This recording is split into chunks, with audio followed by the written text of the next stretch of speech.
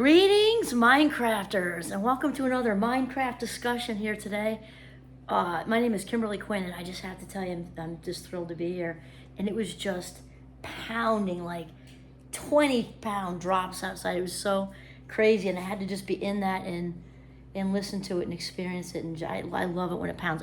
Honestly, I think it's even cooler at night because like we can sleep. But it's still pretty neat, and it's also really neat when it comes over like the ocean if you have that good fortune. It's just like it's fast. It's like, and it's over. Anyway, okay. I had to wait for that to stop so you could hear.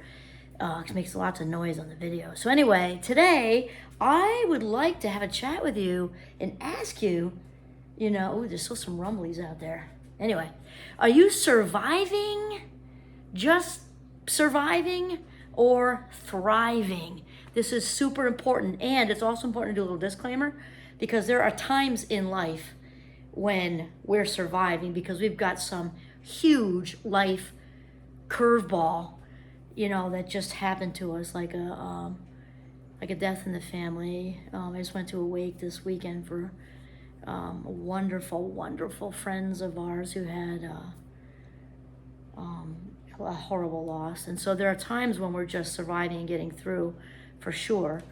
And but thank goodness, most of the time that's not it, right? Thankfully. And most of the time life isn't even an urgency, forget emergency. So when we find ourselves just surviving over the daily stuff, like the petty stuff, and then not to say it's not hard, dealing with petty stuff at work and snark and paying bills and all that stress that can come with that, and be parenting of little kids, even though you love it and it's fun, and keeping track of all the appointments and trying to change up the dinner routines so everybody's happy about it, and the household chores, blah, blah, blah, blah, blah, blah.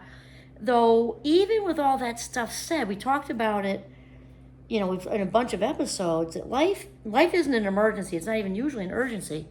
And here's the thing, is if we use up all of our energy, for day-to-day stuff, not saying it's not annoying and frustrating, but if we use up, if we're at DEFCON 4, when it's just, getting to a pediatrician appointment or something, then that can be exhausting and use up the juice, use up the fuel in the tank, and then we don't have it as much when we really need it when something happens. So that's part of it. But the next part is what are you doing to feed your spirit? So in addition to being in the moment, realizing life is not an emergency usually, not even usually an urgency, what are you doing to feed your spirit? Especially in this summertime, when I'm thinking gardens and growth and, plush. We've got Zora the zucchini out there, actually. She's got lovely zucchinis popping out all over. And you say you named your zucchini. Yes, well, yes, I did. Her name is Zora.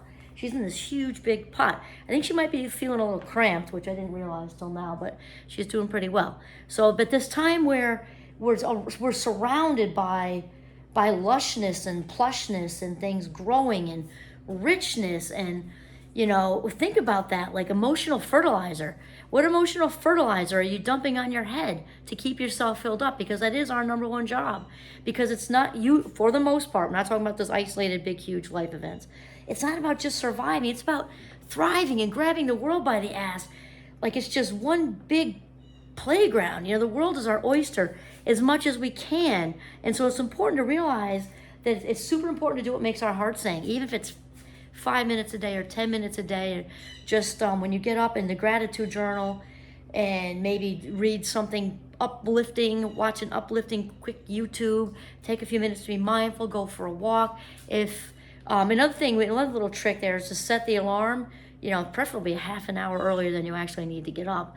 Because if we set ourselves up to be hurried, where we're just making it and hitting the snooze button, we're not setting ourselves up to thrive. We're setting ourselves up to be in survive mode, not thrive mode. It's like, oh my gosh, now we start out behind and I want one more cup of coffee, and then the dog has to go out, and so then we're setting ourselves up to just survive our day versus thrive our day, right? So that's a really good tip, actually, that half an hour earlier. Even 15 minutes, anything is better than just tapping that snooze button and just barely making it. take a little bit longer shower, just sit. I do that so much on the deck out there. Sometimes I just stare into the trees and I watch the birds flying around and try to figure out who's making what noise and things like that. And then of course, physically, if you feel like you don't have the time to do any kind of workout, besides, it's got to be something you got to like to do. But again, this summer, this is kind of what I'm saying, is this is the easiest time of the year for most people, whether you're rural or urban or suburban or whatever. The summer is pretty much the easiest time to get it going on because of the weather, the food, the fruits and vegetables are all in season to make food changes. If you're those of us who live in the north, you're not shoveling, which takes extra time in the morning or the evening. So this is really the time to make these changes. And it's interesting because there's such an emphasis on, new ways to feed our spirit and get it all together when it's the first of the year, New Year's, right? New Year's Eve, New Year's resolutions, and it's dark and cold, and that's not making a lot of sense to me. It should really be, it really makes more sense for it to be June, July, August, September. In fact, the Jewish New Year, I think, lands on the exact right spot because in September, most places, at least in the States, September in most places is just gorgeous. Dry and beautiful. It's a little bit hotter, obviously, as you go down south, but in Vermont, it's absolutely perfection. Not a word I like to use, but it fits in this particular instance.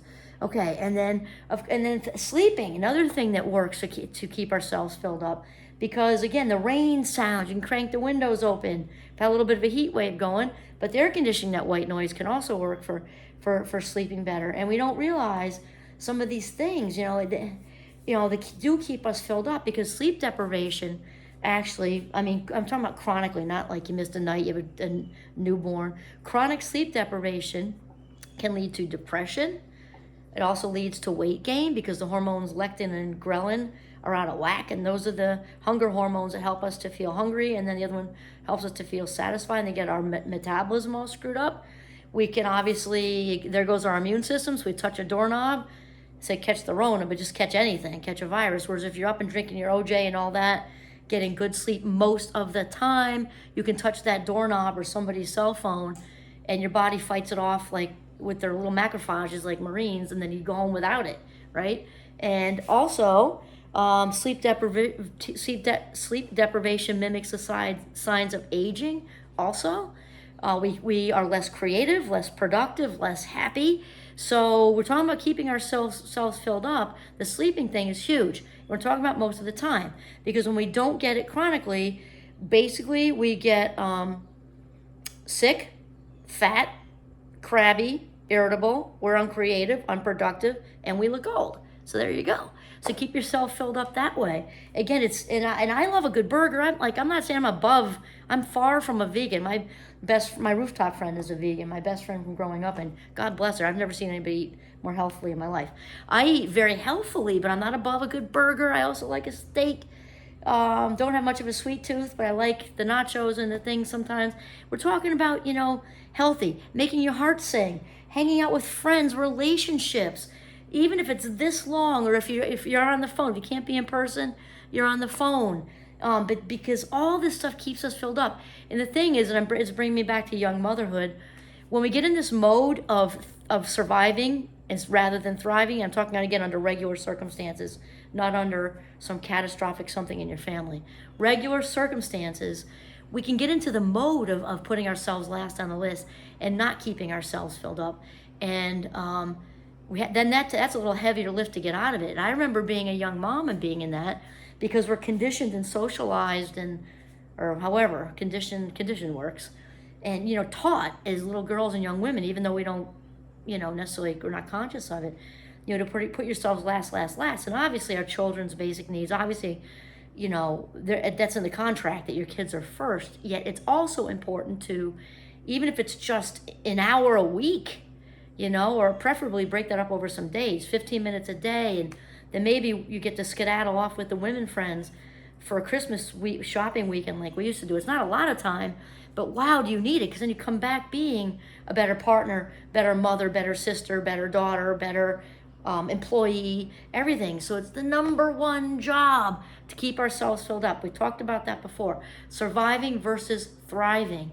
It's not about just getting by, and then lastly, not lastly, it's actually firstly, but all this wraps up into the authentic path and living our highest vibe self.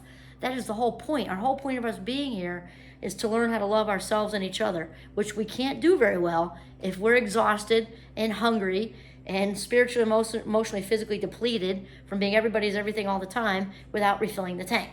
So in order to live at our highest vibe self, to be the best, your most unique self, where you've got all this to give to the world, you've got to have it to be able to give it. Okay? Keep yourselves filled up rather than just merely survive, thrive. This is Kimberly Quinn signing off from the beautiful, very wet Northern Vermont. Have a mindful day.